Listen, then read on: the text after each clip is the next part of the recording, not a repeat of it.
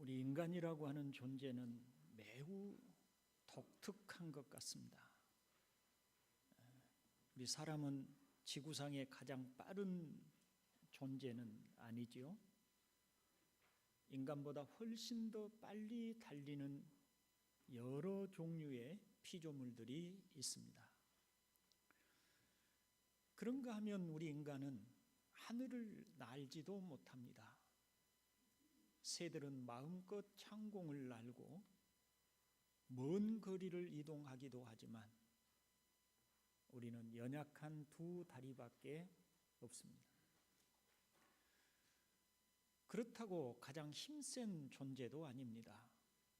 인간보다 훨씬 힘세고 사나운 피조물들도 많이 있습니다. 그럼에도 불구하고 이 지구는 마치 인간이 주인인 것처럼 살아가고 있습니다. 우리는 빠르지 않지만 인간이 발명한 발명품들을 이용해서 어떤 것들보다 훨씬 더 빠른 속도로 먼 거리를 이동하기도 하고, 하늘을 날 수 있는 존재는 아닌데도 비행기와 우주선을 만들어 상상할 수 없는 먼 거리를 날아가기도 합니다. 그리고 우리는 힘센 피조물은 아님에도 무기를 만들어 어떤 피조물들보다 훨씬 더 강한 힘을 가집니다. 이 지구상에 수많은 종류의 피조물들이 있음에도 불구하고 왜 인간이 이처럼 독특한 문화와 문명을 가지고 이 지구를 마치 자신들이 주인인 것처럼 그렇게 살아갈 수 있게 되었을까요? 그 대답은 다름 아닌 인간이 하나님의 형상으로 지음을 받았기 때문입니다. 하나님의 형상이기 때문에 지적 능력을 가지고 지혜를 사용하며 창조주이신 하나님처럼 여러 가지 물건들을, 발명품들을 만들어내는 지식과 능력을 가지게 되었다는 것입니다. 이렇게 하나님께서는 우리 인간을 매우 독특한 하나님의 형상으로 세상의 왕으로, 세상의 통치자로 영광스럽게 세우셨습니다. 지난 주일에 우리 함께 살펴봤던 말씀 다시 한번 살펴보지요. 시편 8편 4절로 6절 세 번역입니다. 같이 읽어봅니다. 사람이 무엇이기에 주님께서 이렇게까지 생각하여 주시며 사람의 아들이 무엇이기에 주님께서 이렇게까지 돌보아 주십니까? 주님께서는 그를 하나님보다 조금 못하게 하시고 그에게 존귀하고 영화로운 왕관을 씌워 주셨습니다. 주님께서 손수 지으신 만물을 다스리게 하시고 모든 것을 그의 발 아래에 두셨습니다. 아멘. 얼마나 하나님께서 우리 인간을 영광스럽게 하셨는지, 하나님께서는 우리 인간이 피조물의 자리임을 잊지 않도록 선악을 알게 하는 나무 실과를 먹지 말라는 언약을 세우셨습니다. 그런데 너희가 그것을 먹는 날에는 너희 눈이 밝아져 하나님과 같이 되어 선악을 알 줄 하나님이 아심이라 라는 사탄의 유혹을 받아 하나님이 금하신 실과를 먹음으로 하나님과 같이 되어 선악을 알게 될 줄을 하나님도 아심이라고 하는 유혹을 받아서 말하자면 하나님처럼 스스로 자신이 기준이 되어 선과 악을, 옳고 그름을, 자신의 인생의 목적을 정하고 사는 자가 되겠다고 하나님이 금하신 실과를 먹음으로 하나님이 주신 영광의 자리를 떠나게 되었습니다. 하나님의 언약을 어기게 된 것이죠. 하나님의 형상이라고 하는 것은 하나님의 뜻을 따라서 자신의 삶을 살아야 한다는 것을 의미하고, 창조주이신 하나님이 주신 사명을 따라서 그의 삶을 살아야 한다는 것을 의미하는데, 아담이 언약을 어김으로 바로 그 자리, 피조물의 자리를 떠나게 되었고, 그 결과로 하나님의 심판을 받게 됩니다. 그런데 이렇게 인간이 범죄하고 난 후에 하나님이 얼마나 긍휼과 자비가 많으신 분이신가가 선명하게 드러나게 됩니다. 하나님께서는 선악을 알게 하는 나무 실과를 먹으면 반드시 죽는다고 그렇게 말씀을 하셨는데, 지금 아담과 그의 아내가 금하신 실과를 먹고 하나님 앞에 불려 나왔을 때 그들은 무슨 생각을 하였겠습니까? 언제 하나님이 죽음을 선고하실까? 언제 우리는 죽게 될까? 아마 그런 두려움이 그들의 마음에 가득 차지 않았을까요? 그런데 긍휼과 자비가 풍성하신 하나님께서는 그들에게 당장의 죽음을 내리지 않으시고 그들의 죽음을 유예하시고 삶을 허락하셨습니다. 물론 하나님께서 하신 말씀은 어길 수 없는 진리여서 언젠가 반드시 죽게 되겠지만, 그 죽음이 당장의 죽음이 아니라 하나님의 긍휼과 자비로 유예된 것입니다. 그동안에 인간은 15절에서 말씀하신 바와 같이 다시 회복되고 구원하실 하나님의 구원을 희망하고 그 구원자를 기다리며 살아가도록 하신 것입니다. 하나님께서 범죄한 인간과 그리고 뱀과 사탄에게 심판을 내리셨습니다. 먼저 14절에 내가 이런 일을 저질렀으니 모든 집짐승과 들짐승 가운데서 내가 저주를 받아 사는 동안 평생토록 배로 기어다니고 흙을 먹어야 할 것이다 라고 하신 것은 뱀에게 하신 말씀입니다. 하나님께서 뱀에게 배로 기어다니고 흙을 먹어야 할 것이라고 하신 말씀은 뱀이 진짜로 흙을 먹고 산다는 것이 아니라 그만큼 비천하게 가장 낮은 자리로 떨어졌음을 말씀하시는 것입니다. 그리고 15절에 내가 너로 여자와 원수가 되게 하고 너의 자손을 여자의 자손과 원수가 되게 하겠다.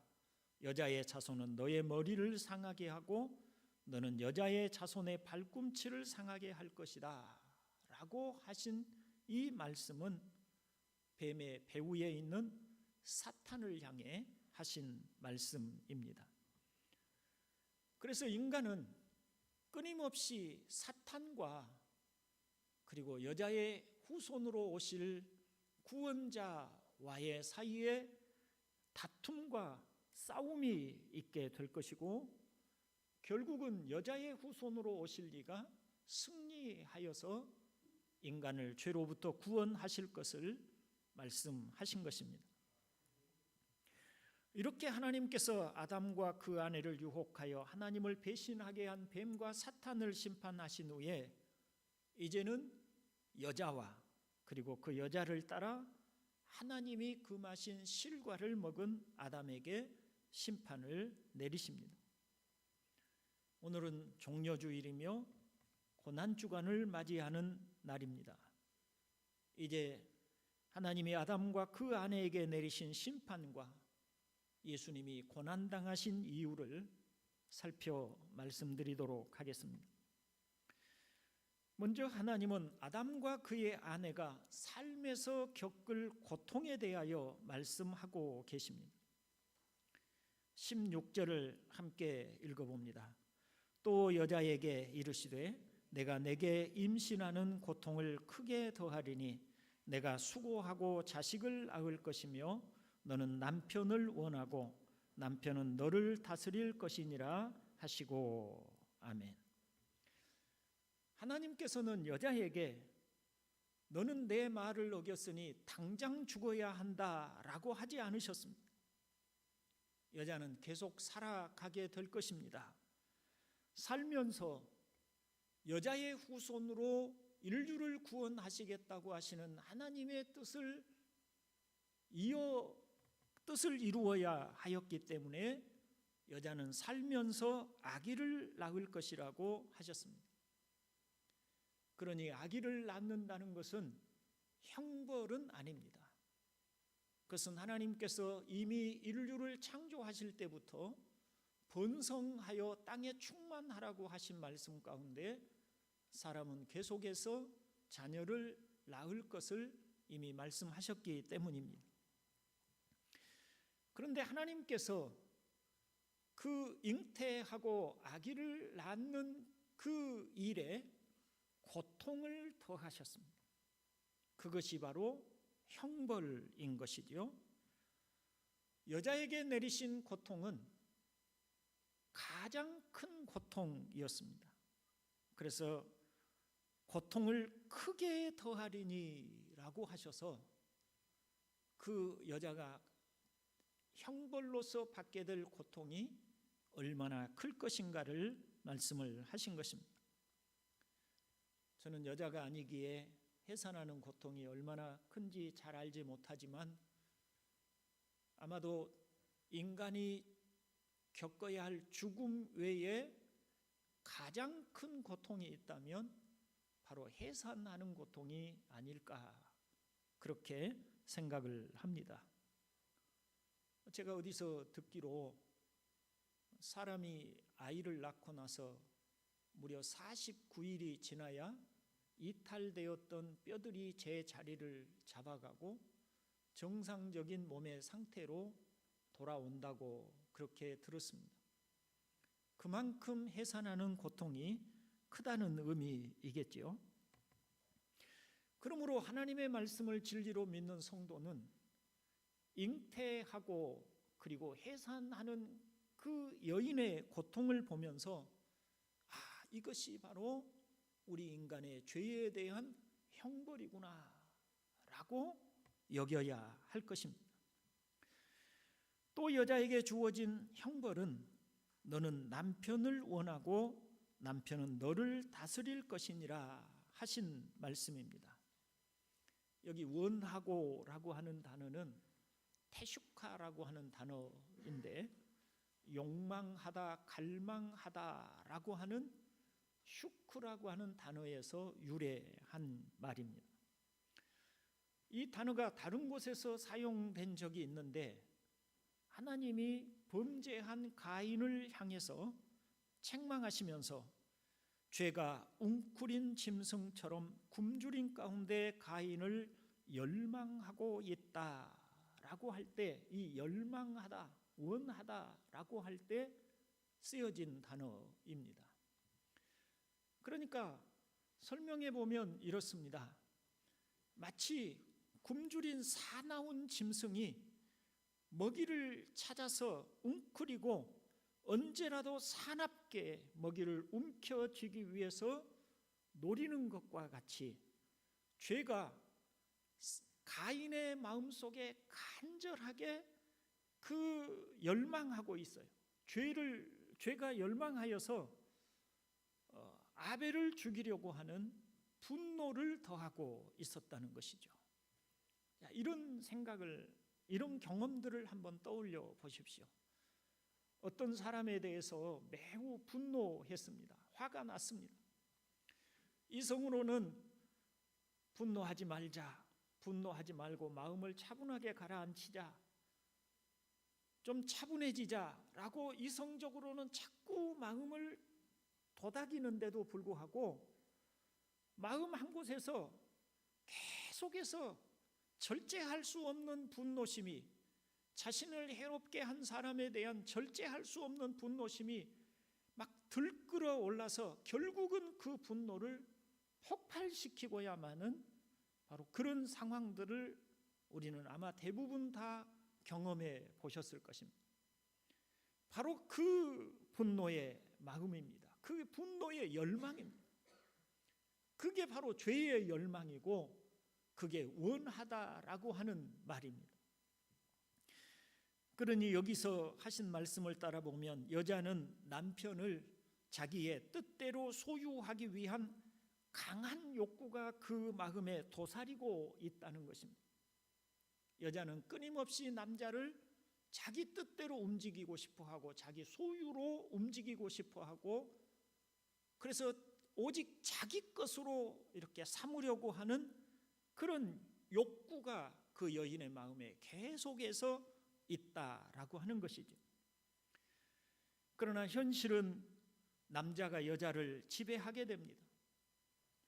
남자의 지배를 받게 된다는 것입니다. 그것이 고통인 것입니다. 차라리 처음부터 남자가 지배하면 여자는 그에 순응하는 존재로 되어 있었다면 그 갈등이 크지 않을 텐데, 여자는 본성적으로 남자를 소유하고 자기 것으로 집착하려고 하는 욕망이 도사리고 있고 그것이 늘 그 마음속에 역사하고 있고, 그런가 하면 현실은 남자의 지배를 받고 있는 현실이기 때문에 그 사이에서 끊임없는 갈등이 있게 될 것이라는 이야기인 것이죠. 이게 여자에게 주어진 형벌이라는 것입니다. 제 개인적인 생각으로 여자는 남자보다 훨씬 더 뛰어나게 창조되었다고 그렇게 말씀드릴 수가 있을 것 같습니다.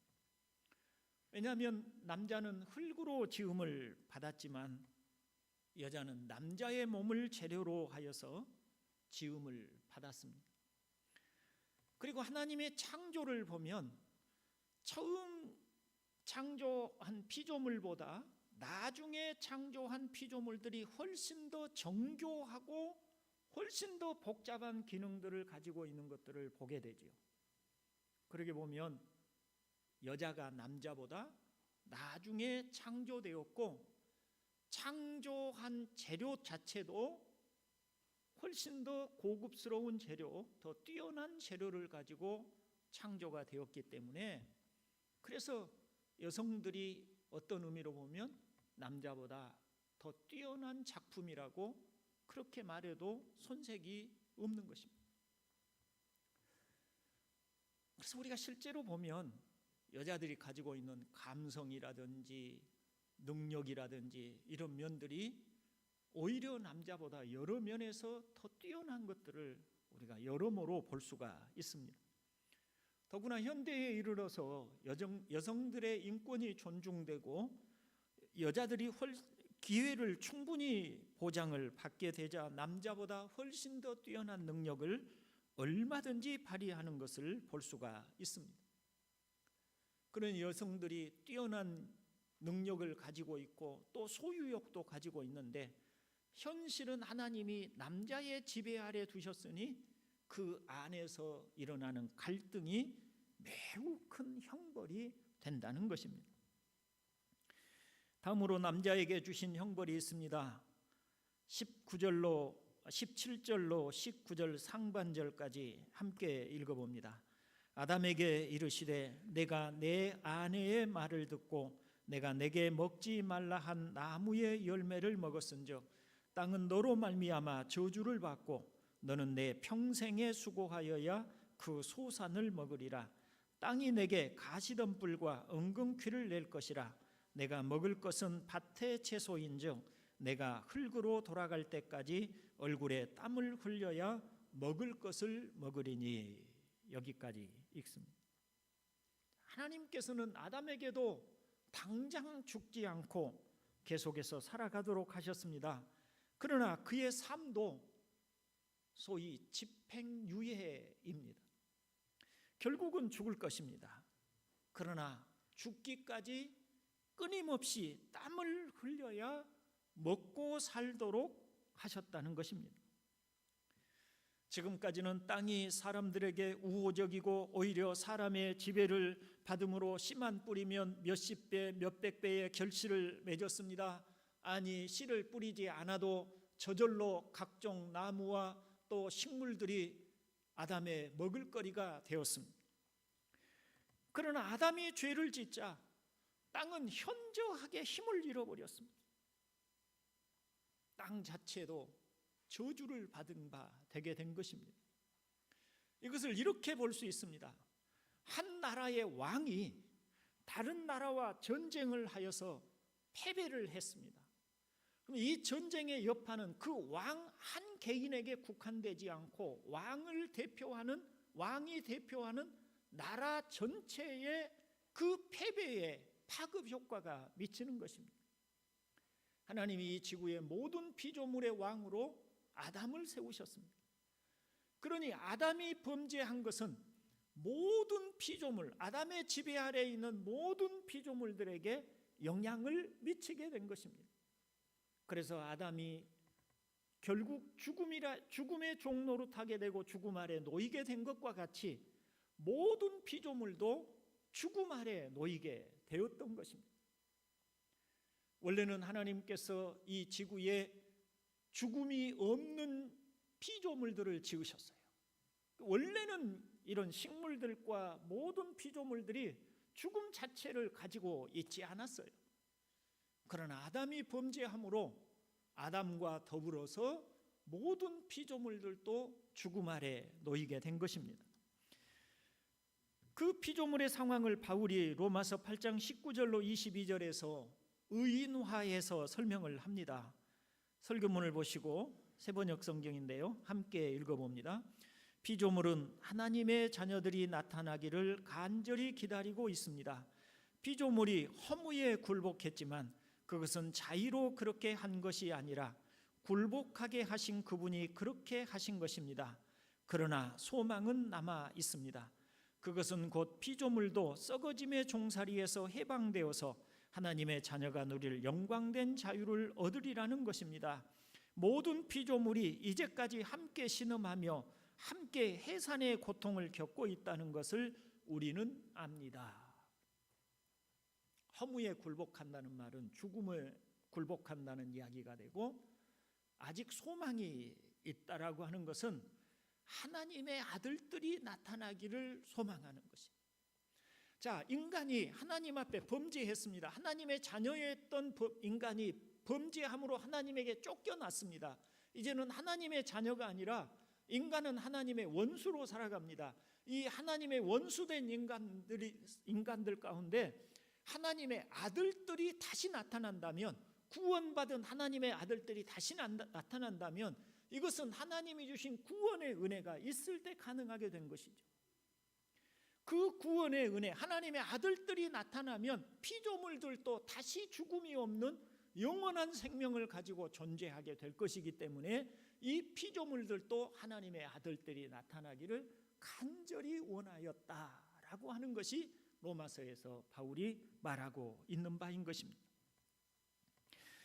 그리고 그것이 메시아 시대에 이루어지게 될 것을 일찍이 이사야 선지자가 예언을 하였죠. 이사야 43장 19절로 20절을 읽어봅니다. 보라, 내가 새 일을 행하리니 이제 나타낼 것이라. 너희가 그것을 알지 못하겠느냐? 반드시 내가 광야의 길을 사막에 강을 내리니 장차 들짐승 곧 승냥이와 타조도 나를 존경할 것은 내가 광야의 물을 사막의 강들을 내어 내 백성 내가 택한 자에게 마시게 할 것임이라. 사막은 죽음의 땅입니다. 땅 자체도 저주를 받아서 죽음이 되어버린 거예요. 그런데 이 죽음의 땅에 다시 생명이 넘실거리는 땅이 될 것이라는 것은 회복에 대한 이야기인 것입니다.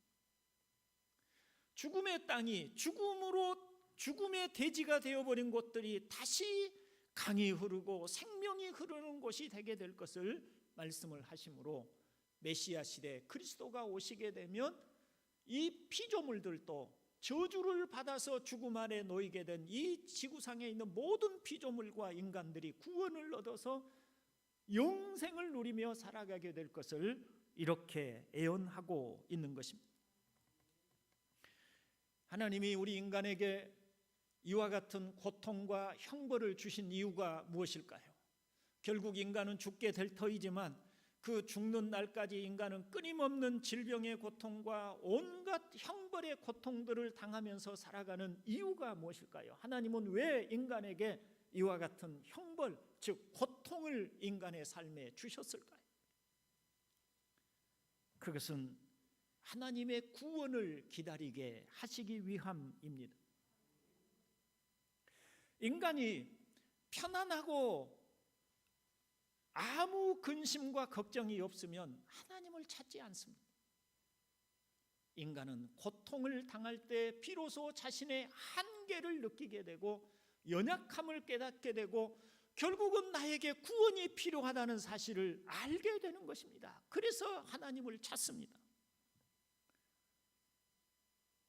여러분, 언제 하나님을 간절히 찾아보셨습니까? 언제 하나님 앞에 눈물을 흘리며 제발 구원해 달라고, 하나님의 은혜를 달라고 간곡하게 온 마음과 생명을 걸고 기도해 보셨습니까? 편안하고 행복할 때 그렇게 기도하고 하나님을 찾아보셨습니까? 아닙니다. 우리 인간은 편안하고 행복하면 하나님을 찾지 않습니다.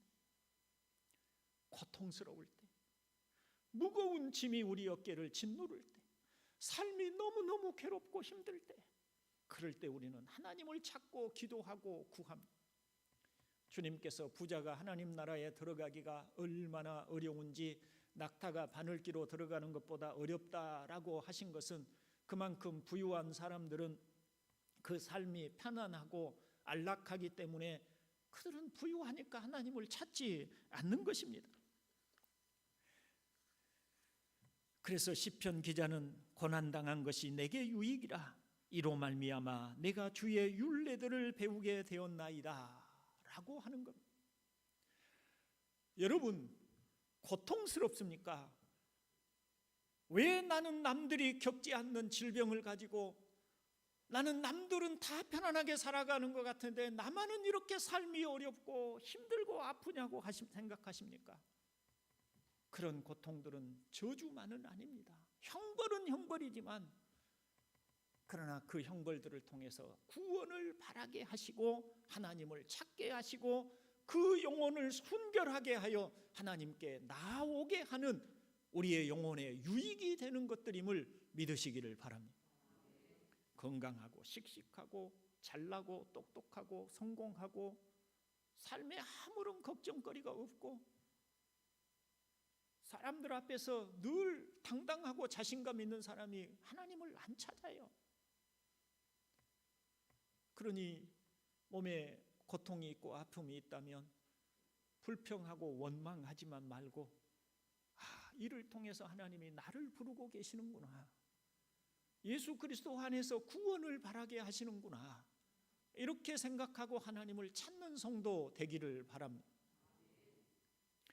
그래서 우리의 삶이 아프고 힘들 때 하나님을 찾고 구하고 구원자를 바람으로 말미암아서 우리가 하나님의 은혜를 입는 성도 되기를 바랍니다. 고난주간은 어떤 날입니까? 고난 가운데 던져진 인간을 구원하시기 위해서 대신 고난을 당하신 주님을 기억하는 날입니다. 형벌 가운데 처해져서 그 죄에 대한 형벌을 당하고 고통을 당하고 결국 죽음을 당하고 지옥에 던져질 수밖에 없는 그런 형벌 아래 놓인 우리 인간을 우리 대신하여서 고난의 잔을 받으시고 우리 대신하여서 하나님의 모든 진노를 받으시고 심판을 받으시고 십자가에 달려 죽으시고, 그래서 우리가 받을 진노를 대신하심으로 우리가 받을 형벌을 대신하시고 심판을 대신하심으로 우리를 구원하시려는 주님의 은혜의 날인 것입니다. 이번 고난 주간에 우리를 대신하여, 나를 대신하여 고난당하시고 십자가에 죽으신 예수 그리스도를 깊이 생각하고 우리를 구원하시기 위해서 하나님이 보내신 예수 그리스도를 사랑하고 그 은혜를 깨닫는 그런 날이 되기를 주의 이름으로 축원을 드립니다. 다음으로 하나님이 주신 희망에 대해서 말씀을 드립니다. 19절을 보면 너는 흙이니 흙으로 돌아갈 것이니라 하셨습니다. 하나님은 선악을 알게 하는 나무 실과를 먹지 말라고 하시면서 먹는 날에는 반드시 죽으리라고 말씀을 하셨습니다. 아담이 그 맛인 실과를 먹었을 때 하나님께서 죽음의 선고를 유예하셔서 당장에 죽지는 않을지라도 그 말씀이 없어진 것은 아닌 것입니다. 결국은 죽게 되어 있습니다. 그러므로 인간은 아담 이래로 모두 죽습니다. 아무리 과학이 발달하고 의학이 발전하였을지라도 아무도 죽음을 피하지 못합니다. 그것은 명백한 죄의 결과인 것입니다. 그러나 하나님은 언젠가 인간이 구원받을 날을 약속하셨습니다. 15절에 여자의 후손이 사탄의 머리를 상하게 할 것이라고 하신 말씀을 통해 여자의 몸에서 태어날 구원자를 통하여 유혹자 사탄을 이기고 구원이 있을 것을 말씀하신 것입니다. 그리고 오늘 본문 20절을 보시면 아담이 그의 아내의 이름을 하와라 불렀으니 그는 모든 산자의 어머니가 됨이더라 하였습니다. 이 하와라고 하는 말은 생명이라고 하는 뜻입니다. 왜 아담이 하필이면 자기 아내의 이름을 하와, 생명이라고 지었을까요? 결국 인간은 범죄함으로 죽음 아래 놓이게 되었어요. 생명이 아닌 죽음의 종노릇하고 죽음 아래 굴복한 존재가 되었어요. 그런데 하나님이 유일한 소망을 주셨죠. 희망을 주셨죠. 여자의 몸에서 태어날 자가 사탄의 머리를 깨부수고 승리하여 인간에게 구원을 줄 것이라는 약속입니다. 아담은 이 약속을 믿었어요. 그러니 자신의 아내 하와에게서 우리에게 다시 생명을 주실 후손이 태어날 것을 그는 기다리고 원했던 것입니다. 그것이 바로 그 여자의 자기 아내의 이름을 생명이라고 지은 이유인 것입니다. 그래서 우리는 늘 아담뿐만 아니라 아담의 후손들은 늘 여자의 몸에서 우리를 구원하실 구세주가 오기를 기대하였을 것입니다. 늘 여자를 보면서 여자에게서 태어날 그 구원자가 오셔서 죽음 아래 종노릇하고 죽음 아래 놓인 우리를 구원하여 생명을, 영생을 얻게 하시려는 그런 하나님의 은혜를 기대했을 거예요. 그게 하와라고 하는 이름을 통해서 주어진 것입니다. 하나님께서 나중에 아브라함의 후손을 통해서 그 구원자가 오실 것, 여자의 후손으로 오실 그 구원자가 오실 것을 약속해 주심으로 그 구원자의 범위를 또 이렇게 축소시켜 주셨지요. 그리고 더 후대에 이르러서는 다윗의 후손으로 오실 분이 바로 구원을 주실 분이심을 또 말씀을 하셨습니다. 그래서 마태복음 1장에는 아브라함과 다윗의 후손 예수 그리스도의 세계라고 하여서 바로 하나님이 창세기 3장 15절에 약속하신 구원자, 구원의 그 약속이, 여자의 후손으로 오실 그 약속이 아브라함과 다윗의 자손으로 오신 예수 그리스도이심을 밝혀주고 계시는 것입니다. 이제 말씀을 마치려고 합니다. 동산교회 형제 여러분, 지금 우리는 삶의 많은 고통 가운데 살고 있습니다. 날마다 먹고 살기 위해서 죽을 힘을 다해서 살지만 항상 삶은 팍팍하고 고통스럽기 이를 데 없습니다. 그러나 희망은 있습니다. 이 모든 고통에서 구원받을, 특별히 죽음에서 구원을 받을 희망 말입니다. 그 희망은 여자의 후손으로 오신 예수 그리스도 안에서 현실로 이루어지게 될 것입니다. 주님이 요한복음 6장 39절로 40절에서 하신 말씀을 읽어보겠습니다. 나를 보내신 분의 뜻은 내게 주신 사람을 내가 한 사람도 잃어버리지 않고 마지막 날에 모두 살리는 일이다. 또한 아들을 보고 그를 믿는 사람은 누구든지 영생을 얻게 하시는 것이 내 아버지의 뜻이다. 나는 마지막 날에 그들을 살릴 것이다. 아멘. 주님이 영생을 주시기 위해서 오셨고, 그리고 마지막 날에 다시 살리신다고 약속하셨습니다. 다음 주일이 부활주일입니다. 부활주일은 마지막 날에 주 예수님이 다시 살려서 영생을 얻게 하실 사람들의 첫 열매로 주님이 살아나신 것입니다. 그러니 부활의 날은 우리에게 생명, 하와라고 이름 붙인 그 여자의 후손으로 오신 분이 우리에게 죽음을 이기고 생명을 얻게 하신 바로 그 날의 시작을 우리에게 확정지어주는 날이 부활절인 것입니다. 주님은 바로 영생을 얻게 하시려고 이 땅에 오셨고, 그리고 고난을 당하시고 십자가에 죽으셨습니다. 고난주간은 우리를 대신하여 고난을 당하신 주님을 기리며 기억하며 보내는 기간이고, 부활주일은 사망 권세를 깨뜨리시고 우리에게 영생을 주신 주님을 찬양하는 날입니다. 이 한 주간 주님이 주신 은혜를 기억하고 되새기는 날이 되기를 주의 이름으로 축원을 드립니다.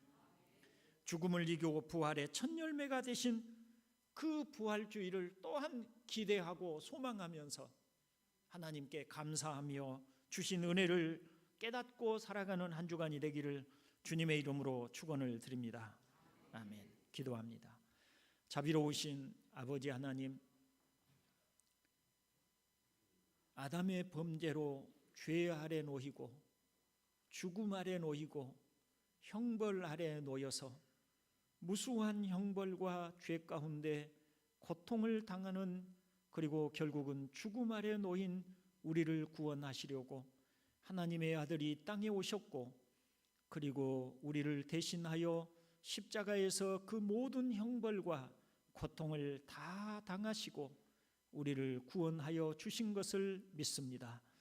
하나님의 아들이 3일 만에 죽음 가운데 부활하심으로 우리에게 영생을 약속해 주시고 참으로 우리에게 구원의 그 놀라운 소망을 우리 눈에 보이도록 확실하게 보여주심 또한 감사를 드립니다.